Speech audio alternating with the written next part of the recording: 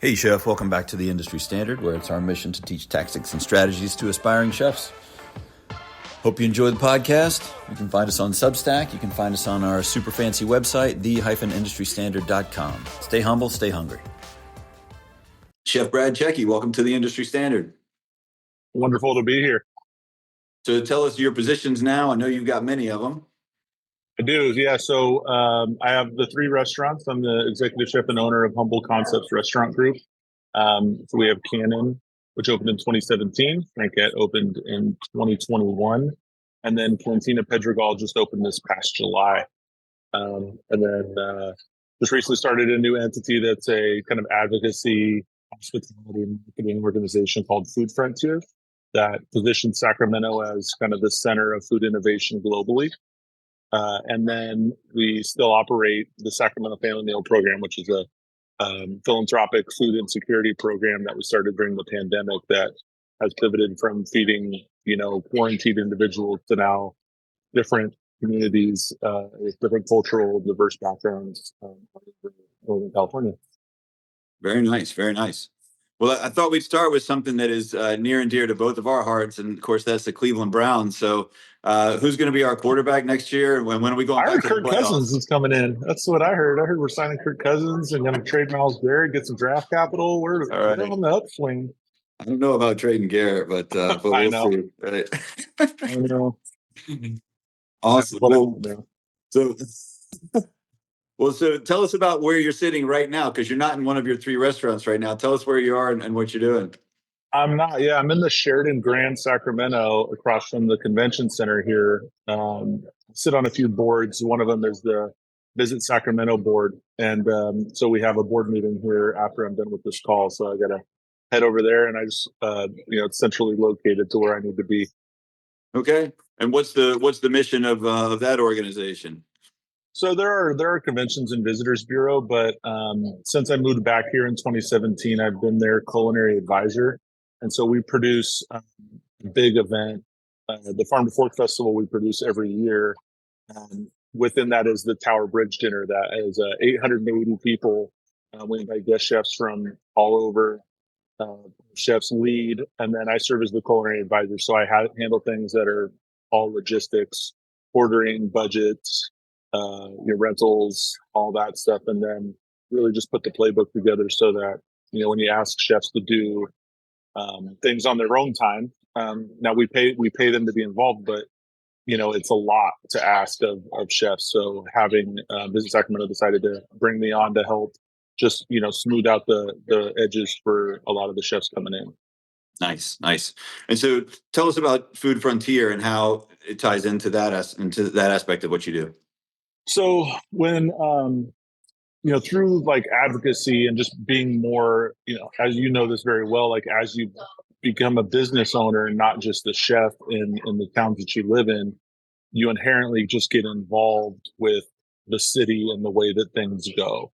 And so through the organizations that we are affiliated with, just saw that there was an opportunity for chefs.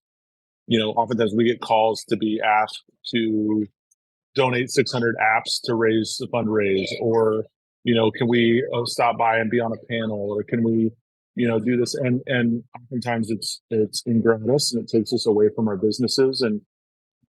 But then the magnification of what chefs can do, the people that are in our dining rooms that we have access to, the places we have in the community, the relationships we have from government to farmers to other business owners, sometimes looked at as leaders and mentors. So I saw an opportunity for our voices to be magnified and to advocate on behalf of our food system. And then being in Sacramento, we're right here adjacent to UC Davis, which is the #1 agricultural school in the world. And so being here, having those assets, watching graduates leave the market and go to places like Alameda or out of state, we found an opportunity to advocate for our region, to advocate for the future of food, whether it's tech or biotech or whatever, but food being, what we're all about here in Northern California. And then treating it from a hospitality standpoint where we need to show off our city, we need to show off our food community, we need to make this a great place to live. And so really taking those three avenues and blending them together, and then becoming a convener of all the organizations, whether it's our Economic Development Council, our visitors bureaus, our chambers, the state government, and the city governments, just saying, okay, cool, we can be the center of food, and Food Frontier really is the convener of that policy. And so it's just something that happened accidentally, and through the pandemic, when we all had to advocate for ourselves to keep our businesses open. You know this very well. Like, I like to go to war every night, right? So, this is just another opportunity to go to battle, and it's something that's filled my cup, especially since when you open all these restaurants, you oftentimes have teams in place that you start to feel a little bit like you're not as needed. You're not necessarily clocking in for prep in the morning, and while I'm there for service, like, I really depend on those teams to do their work. So filling my time by driving business and policy and advocacy into those businesses and making them, gathering places for our community is how I've chosen to start to impact those businesses regularly. That sounds like an incredibly broad scope to that. How many hours a week would you say you spend on Food Frontier and these board meetings? Right now, it's probably like, it's 10 to 15 hours a week. There's a lot of, like, I catch up on emails from my couch and that kind of thing, but meetings and stuff, I definitely live and die by my calendar. Yeah. Which I never thought I'd be that person. But now it's different. It's just, the days aren't necessarily longer. They're just more diverse. I'm not necessarily cutting onions anymore. But being organized and planning menu meetings so that my vision still hits the restaurants, and finding the right people, and it ebbs and flows. If we lose a manager at a restaurant, like, my day changes. So Yeah. those are still the priorities. But at the end of the day, it's pretty fulfilling. And then this, I've always been all about Sacramento. So it's good to have a seat at the table now. Well, I'm glad that you said that, because I think a lot of folks out there in industry land, and certainly me, when I lived in North Carolina and New Orleans, when I thought of California, I thought of maybe San Francisco, maybe LA, maybe Yosemite, maybe Napa Valley, and maybe I knew that Sacramento was the capital of California. But tell us why Sacramento is so special, from a chef's point of view. Well, the Napa Valley, they grow a lot of stuff, right? But when you really start to boil down the 400 specialty crops grown in Northern California, they all happen within a 60-mile radius of the state capital. And so from a chef perspective, we've often seen the touting of the restaurants in San Francisco and their locally sourcing opportunities, but Full Belly Farms is 20 minutes from here, right? Yeah. Like, so it's really here versus anywhere else. And mentors in my community here have been the shoulders at which I have opportunity for, and that others have now, younger people than me even, have started to come into the market and grow the restaurant community in different ways. When I moved back here, when I moved back here, there was like 10 restaurants that were worth anything. And now there's 20, and they're different, right? Like, we just had a Vietnamese restaurant open downtown that, Billy No from Crew was just, he was a finalist for James Beard Award. And so, like, he opened in his new Vietnamese place is incredible. And so you have not just this Franco-Mediterranean food scene happening here that often gets associated with the farm to table movement.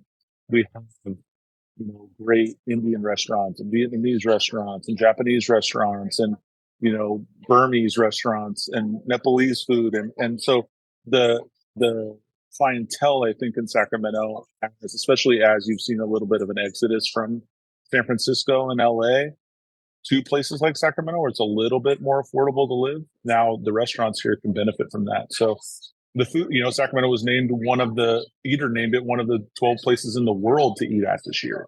So it's like we've really kind of put our flag in the ground as, the center of food production, and now having restaurants that do a good job, and people, I came back in 2017 from working with you, right? But now there's been chefs that are all coming back that were born here, that, like Timothy Hollingsworth isn't here, but he's from here, right? And so there's that kind of thing that happens where people are coming back to town and doing their own thing, which is cool. Fantastic. That's really cool to hear. Well, you mentioned menu meetings. You mentioned making sure that your vision is still realized on the menus. And I remember when Canon first opened up, and I was checking out the menu and saw the length of the kind of the bar snacks and the first courses section that you had, and then the smaller section of entrees. So, what was your inspiration for creating the menu, or for constructing the menu that way? Was that a template that you had seen, or was that the way you wanted people to eat? It was more like the way that we wanted it to eat, and sometimes it's more complicated than that, as you know. Like, we had physical constraints of how big the kitchen was, and built a kitchen that was built on firepower, and so the idea that we could do share plates, enabled, and the size of the dish pit, and how many plates were going to go out of the kitchen, and all of that stuff. So, really landing on the opportunity to do more of a shareable plate kind of thing. And at the time, small plates were, a little more of a widely accepted way of dining.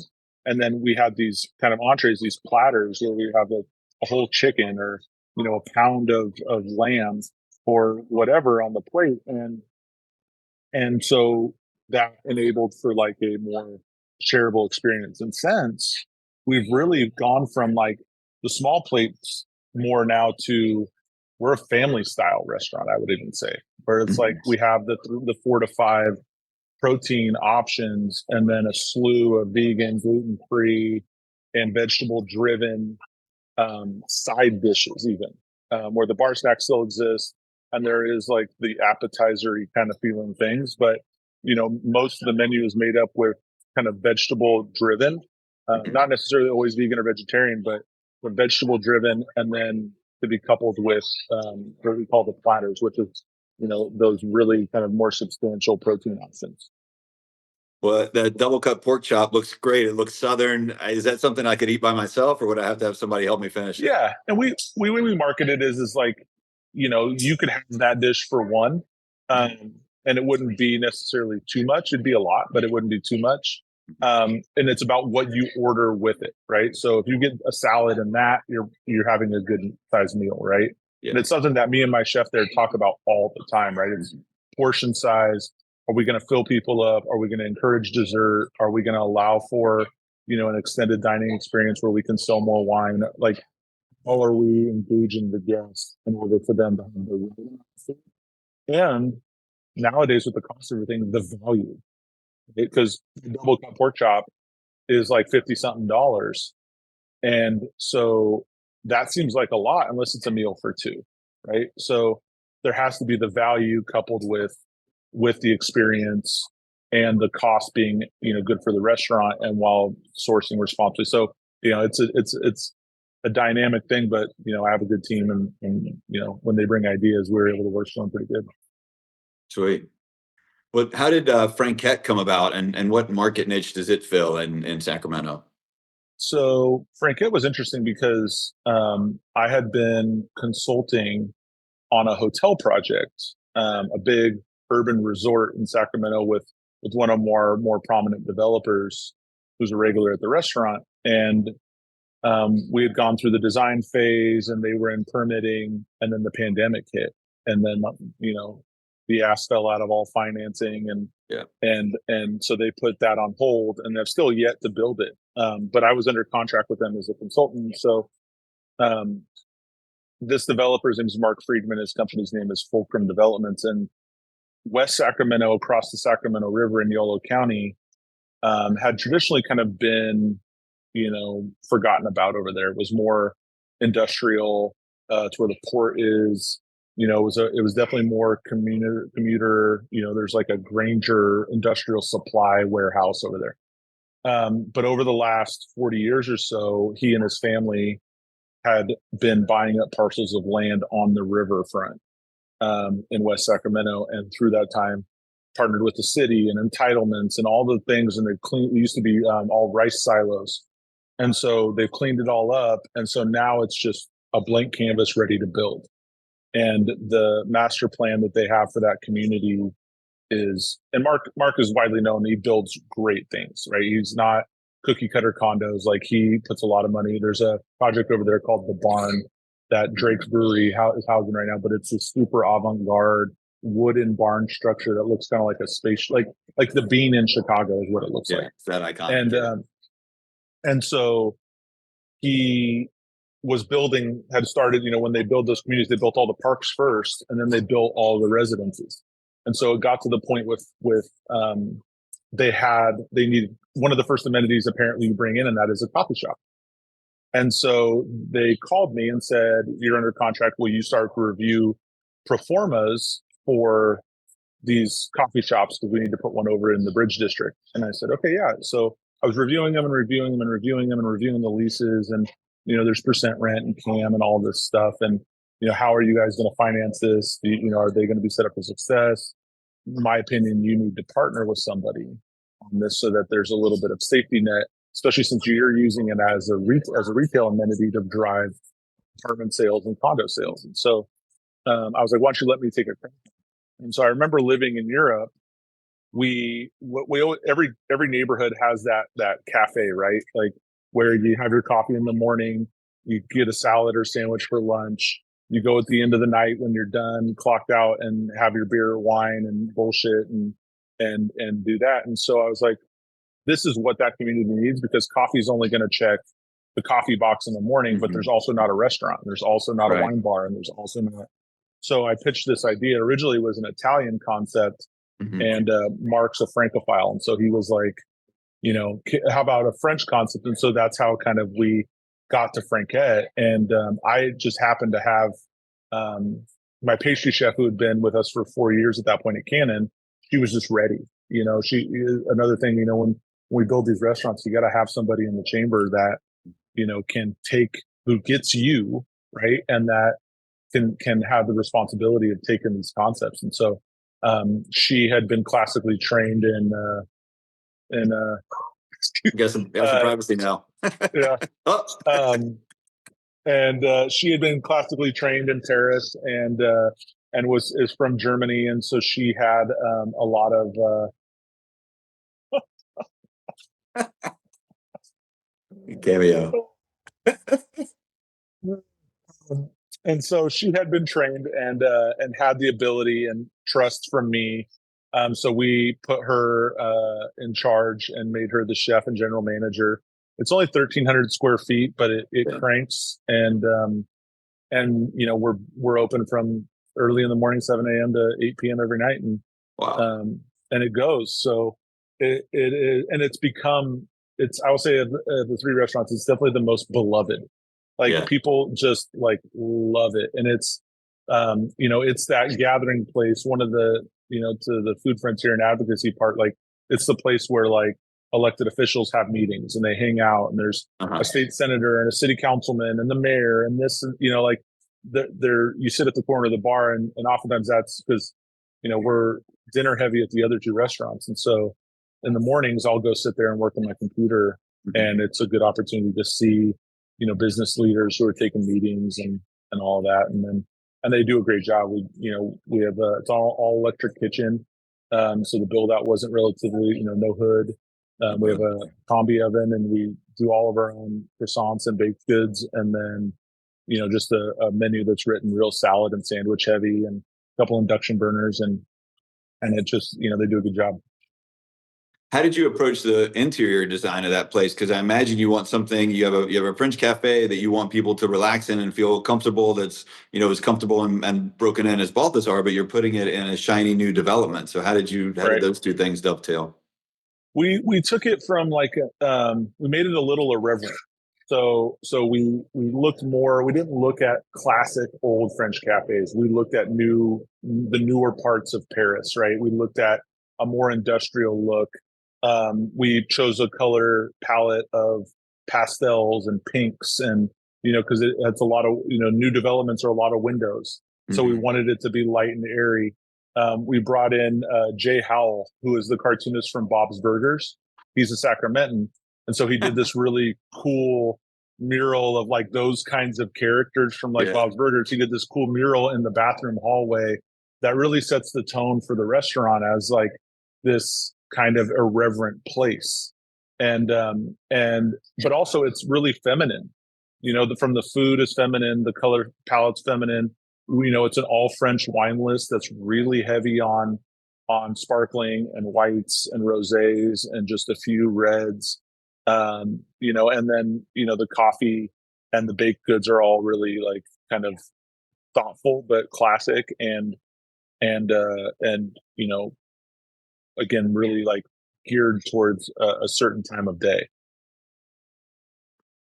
So I want to go way back in time to, before we met, you were working at the steakhouse in Cleveland, and that always I was always so impressed by, the stories that you told me from there. One, because I didn't imagine Cleveland as being much of a culinary town, but it sounded like you were able to do some amazing things there. So I have two questions. One, what do you think, or what do you remember being special about that steakhouse that made it stand out? And two, if an investor, a group of investors came to you tomorrow with said 10 million bucks, build any steakhouse you want, would you go more modern? Would you go more traditional? Like, what would be your dream steakhouse?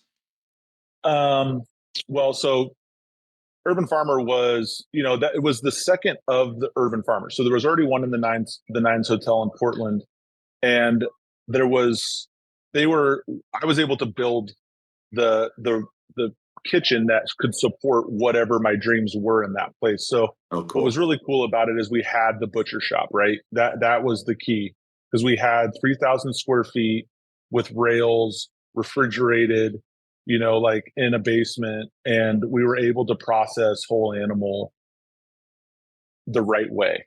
And so that gave us a lot of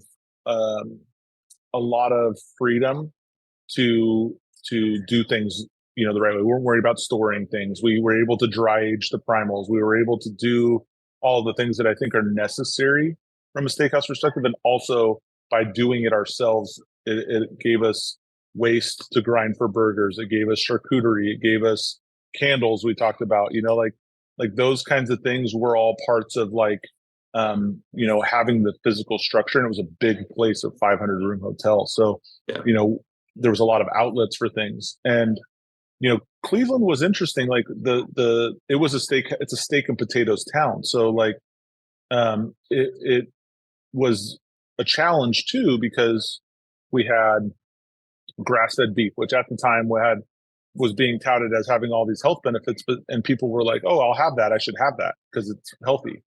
And then they eat it, and it's lean, and it burns in a different way on the broiler, and it tastes like iron, and and everybody was kind of like, well, I don't like this. Well, okay, it just is what it is. But we also had grain finished, corn finished, Wagyu, right? We had all that stuff. And so having that wide variety and being able to educate people and one of the other cool things in Cleveland was that it's very cold.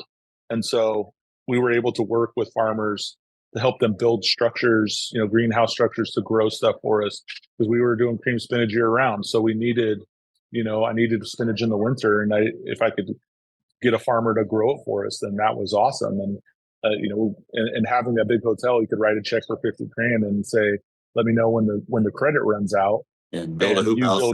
You build your hoop house. Yeah. And so so that was, that was really cool. And I was young, right? Like I was only 29 or 30 years old. And so it was such a, was full of energy about it.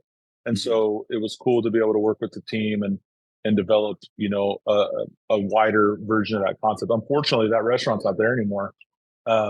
They closed, but the other Urban Farmers, there's still an Urban Farmer in Philadelphia and one in Denver. And they seem to do really well. And I know the one in Portland is still there. But yeah, if someone was like, here's a check, we explored, and it was something that was near and dear to my heart, but, and actually it's in the building right behind me, was a 8,000 square foot space that we looked at. And I wanted to do a more Tuscan, or Piedmontese, steakhouse. So Fissoni beef, and do a little bit of a pasta program and more like Italian driven side dishes, and really kind of regionalize it to Northern Italy, is something that I feel like is a steak experience that is both famous and not necessarily the same as the typical American steakhouse culture. Yeah, very cool. Very cool.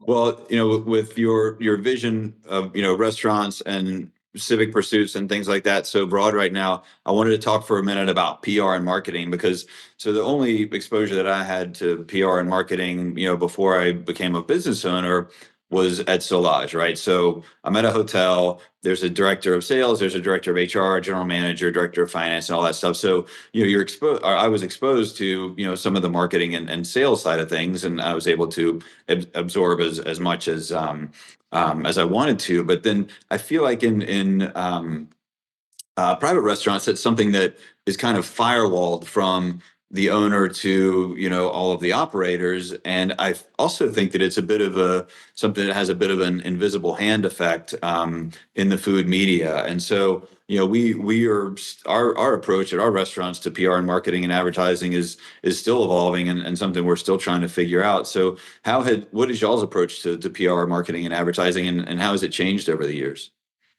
Yeah, I mean, I think you have to, when you're in the pre-opening phase, I think that there's buzz, right? You got to kind of bake in a little bit of bot buzz into your financing stack, so that you can do the press releases and either hire an agency or at least hire somebody to write your press release for you, who has contacts who can get it out there, whether it's regional, national, or even local, depending on the restaurant, right? And so you build that buzz, and then you got to nail it, right? So you got to nail the dismount and open a restaurant that is well received. And then for a while, you get a little bit of a break. At least that's what we've noticed, where you can ride the reputation and you have people that are interested. And then, about 18 months in, you kind of got to re-up. And we've done that oftentimes with partnerships. Right? So like recently, I worked with the California Prune Board on some things, and they often come with bot media. So then I'll work with a freelance writer on them pitching stories like to Savor or to Bon Appetit or to whatever, and really start to line up those connections, and then leverage that with social media. I would say most of our bot media these days is through social. Mhm. But then how do you advocate for yourself with connections? And that's been the thing in the ups and downs of our business, where like when things are good, then we'll pay to bring people, or to bring either writers or influencers or things to the restaurant, and to just show Mhm. them a good time and hope that they write about it. Part of the reason that I've decided to join these boards is because, especially our visitors board, is they're bringing those people to town. So Yeah. I was like as involved as I can get with Visit Sacramento, because they're bringing the Wall Street Journal and the New York Times to Sacramento to show them, or conventions. We have the Unified Wine and Grape Symposium. So you have all these wine writers in town for a week every year. How do we throw an event that allows for them to come and see and experience what we're doing? So, we have to be really diversified, and we approach it. And Sacramento's a funny place, because I think maybe in bigger markets you really do got to pay to play a little more, but in these smaller markets, it can oftentimes be leveraging the opportunities that your city or whatever offers. Excellent. So your latest restaurant is named Cantina Pedregal, and so is this? First of all, tell us where it is. But second of all, was this your culinary vision, or a compromise, or a collaboration with someone else's? So, when I moved back to Sacramento in 2017, in my absence, while I was gone, a couple named Patricio Wise and Cynthia Martinez, they're a married couple with 3 little girls, and they opened a restaurant in Roseville in a strip mall called Nick's Taco. And Nick's Taco now has a Michelin Good Gourmand. Food and Wine said the best tacos in Northern California are in a strip mall in Roseville. Mhm. and we've become really good friends. And so I'm really inspired by his cuisine, and he's from Monterrey, Mexico. He was in finance and moved to Sacramento to trade rice commodities. And so, not a classically trained chef, but had restaurants and the supper club and stuff in Monterey. And then when he moved up here, frankly, just burnt out. And so he opened Nick's Taco, and so we had been shopping and looking at spaces, and oftentimes, developers or whoever comes to you and says, "Hey, I have a space, I want to look at it." And at the time we're like, we were tired of building restaurants. So it's like, we can find a Gen 2 space that, was well equipped in the right neighborhood that we would look at investing in. We went and looked at this space in Folsom. The Folsom's about 20 miles east of Sacramento in a pretty affluent suburb on the way to Tahoe. More of a, like, right on the freeway. And so it was our first, like, real suburban, project. And we toured the space, and I called Pato up on the phone and I said, "Hey, you should think about a Nick's Taco at this space. Like, I think it's set up perfectly for Mexican food. Like, it's kind of an equal distribution of the house and front of house space. So the dining room's not super huge. So you need to have quick turn times and kind of get people in and out of there."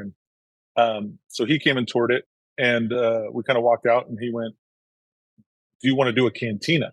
Because he has a taqueria, and he's like, and I was like, "Well, can you explain to me exactly what a cantina is? Because I know what I think of cantina, like Taco Bell cantina. Right? Like, I know exactly what that is." And so he was like, let's go check it out, right? And so he started to educate me on, like, this style of service and the kind of food that you would see in cantinas. It's a little bit more of a brasserie, right? If in a French term would be, so there's less tacos and burritos, and there's more, like, we do stews and a lot of wood grilled meats and things like that, because in northeastern Mexico, and I'm just a student at this point, right? And so in northeastern Mexico, settled by Sephardic Jews in the 15th century, Jews exiled from Spain to Mexico City, where the Catholics were like, "Nah, we don't want them either. Take your goats and go up north." And so that what it was. It was Sephardic Jew shepherds that migrated to the northern of Mexico and found the city of Monterrey, which is now the financial capital of Latin America. And so it's got a really rich history of, like, this wood grilled, the cabrito, right? Crucified cabrito is like the signature dish of Monterey. So we serve, we can't do the crucified goat. So we do a cabrito and salsa, which is our signature dish out there. But these are, like, they're stews. They're hearty, grilled and stewed meats with a lot of, dried chilies, tomato, really, and then with the modern influence of just everything, you see aguachiles made with raw seafood, and all of that influence start to creep in. So, and then it's flour heavy, right? Because it's northern Mexico, so we have flour tortillas that we make with pork lard, and we also are very corn heavy too. But we have tortillas, but our showcases are more of a different Mexican street food. We do tacoyos and sopes and empalmes and tatelas, which are like stuffed masa. So we stuff everything pretty much with beans and cheese, and then, like, the tacoyo has ground octopus and pork belly over the top of it in queso fresco.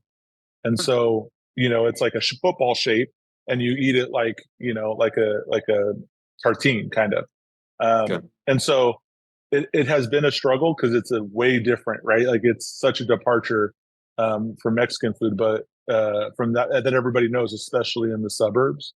But we've had really good press, and the reviews are really good, and so it's a passion project for Pato and Cynthia, but at the same time, like, what I think my partner Clay and I bring to the table is more of a thoughtful restaurant operation, and then just the bandwidth. Like, that's the other thing, is, like, just having the more bandwidth with a little bit bigger partnership group, and the authenticity of having them being from Monterey, really we all can collaborate in a really healthy way together, and so far so good. It's been fun. Very cool. Yeah, that's a completely different paradigm of cuisine than I even knew about. Yeah. Well, you mentioned Gen 2 restaurant spaces, and I know that our group only looks at second generation restaurant spaces, but for those, aspiring chefs and restaurant owners out there, would you explain to them what a second generation restaurant space is?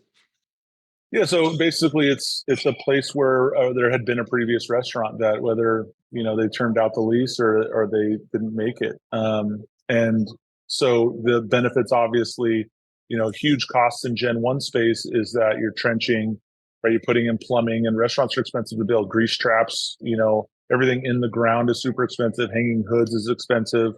All of those things, and so finding a Gen 2 space where you can go in and figure out a way to kind of maybe move a wall or two, but not have to dig too far into the ground, saves so much money in the construction of a place, and you can kind of still make it your own, but I would say it's 50% or more less in startup construction costs to find a Gen 2 space than to build it from scratch. Yeah, agreed. And it kills me a little bit every time I see somebody taking a restaurant space and turning it into a dress shop or a shoe shop. I'm like, no, it's going to cost so much to turn it back. So much money in the ground. Exactly. Well, I've seen you burn probably 5,000 calories in one afternoon breaking down an entire side of beef with a scimitar. But I'm curious about the cabrito that y'all do at Pedregal. So do y'all get in whole goats and break them down there, or is it primals? How does that work? Whole goats. So they're not super big, so it's Right. not Yeah. like a side of beef. But Superior Farms, which they're famous for lamb, right? Like, I know when we were at Salage, right, we got Superior Farms lamb, but they have a goat program, and they use it mostly for clearing Yeah. fireland. And so when we came in and we're like, we want 4 goats a week, they were all about it. And I think a year in now, or almost a year in, they're kind of like, well, maybe we need more goats because it's time to start clearing the land. Right. But so yeah, so we bring them in whole. We rub them down with just like a salt, cumin, and black pepper rub, and then we coat them in tomato paste. Okay. And then we have a Vesuvio, which is like a Josper. So it's a enclosed grill oven that kind of looks like we burn only mesquite charcoal in it. And so at the end of service, when we're processing goat, we grill the goat in the Vesuvio over charcoal with the tomato paste on it. So we kind of char that outside of tomato paste, and then and by this time we've kind of cut it up into primals. We put the primals, we put them in and cook them overnight in that Vesuvio.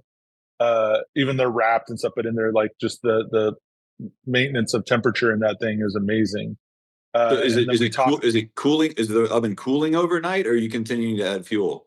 It's cooling. But if you shut all the orifices, Uh-huh. right, we'll put a little bit of charcoal in there and we shut everything down, and it holds pretty good. So Uh-huh. like we're right there at like 250, Mhm. 300.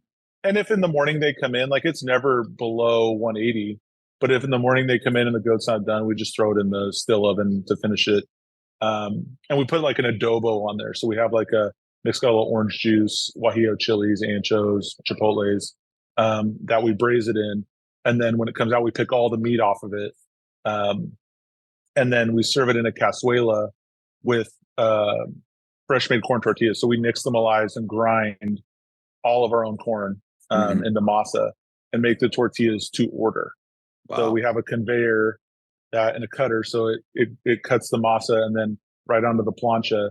So then it gets fresh made blue corn tortillas alongside of it, and then we call them Vesuvio onions. But every night we throw about half a case of foil wrapped onions into the Vesuvio, and they just slowly cold roast overnight. So we chop those up, put them on top, and then that's the cabrito. So then people make their own tacos table with it. And then if they ask, like, we have the flour tortillas too, which are my personal favorite. Yeah. That sounds incredible. So with those recipes, I mentioned that, like, just listening to you, for me, that's a completely different paradigm and a different approach to cooking. Was there a temptation on your part, or was there a need on your part to sort of like westernize some of those dishes, and at least in terms of procedures, or did you just go with the traditional route, the way that the your partner had done it traditionally? So what we did is we spent time together. And the cool thing about having a Gen 2 kitchen is we had a kitchen during construction. So we Right. walled it off, and we were able to spend some time in there.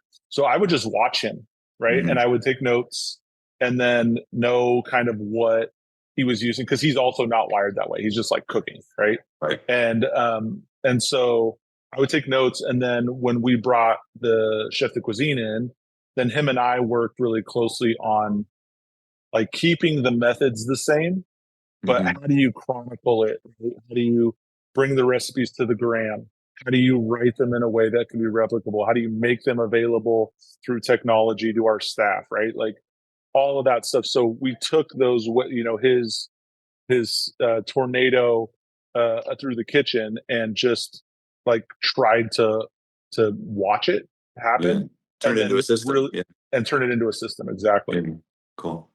And the cool thing about having the other restaurants is you have task force, right? So in the opening, we brought in a sous chef from Canon, and we brought in the chef de cuisine from Nick's Taco, who was really familiar with the cooking methods already. And so then you have these extra bodies, right? So I could spend time, instead of having to do the recipe development, I could be really focused on building those systems for replicability and all of that stuff. And so making it consistent was something that we had to be key, because neither one of us were going to be there all the time, right? So it wasn't, we weren't able to, like, be the ones on the tasting tray every night, but the chef could be, and there was small adjustments that had to be made, rather than like, this has double the amount of tomatoes as the last batch, like, you know.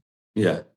Well, thanks for that, because those nuts and bolts of restaurant opening are so occluded from not only the future guests, but also people who haven't done it before, and it is such a different kind of grind. There's no, for me, you know there's none of the like tactile or gustatory pleasure from sitting down and scaling that out and putting it in a Google sheet and making sure that everybody's shared on it and all that stuff, but it's got to happen for things to be consistent. Yeah, exactly. um so let's see, what do you have a cookbook that you gifted most often? It changes, like, I, because now, as we get into, I love, and it's not even a cookbook, right? But it's like Letters to a Young Chef by Danielle Boulud is like Mhm. something that I gift, to cooks at Christmas time that work for me, because it's more about your mental, your mental capabilities, and what the job. If you have a cook that's been cooking for 5 or 6 years, they think they're ready to be a chef, right? But like, they have to take that leap from being a good line cook to being somebody who can lead people, and be organized and run a business. And so those are big ones. But then now that I have this, I have the Mexican restaurant. And so I've gifted a lot of Enrique Oliveira books out. I've gifted, um a lot of uh a lot of, who else? Uh, Rogelio's book I just gifted to somebody. Oh, His new nice. book is awesome. Yeah. Cool. And then at Canon, we're like, I gift the Noma fermentation book out to everybody, because we do so much of that, like, Uh-huh. weird shit, like, Yeah.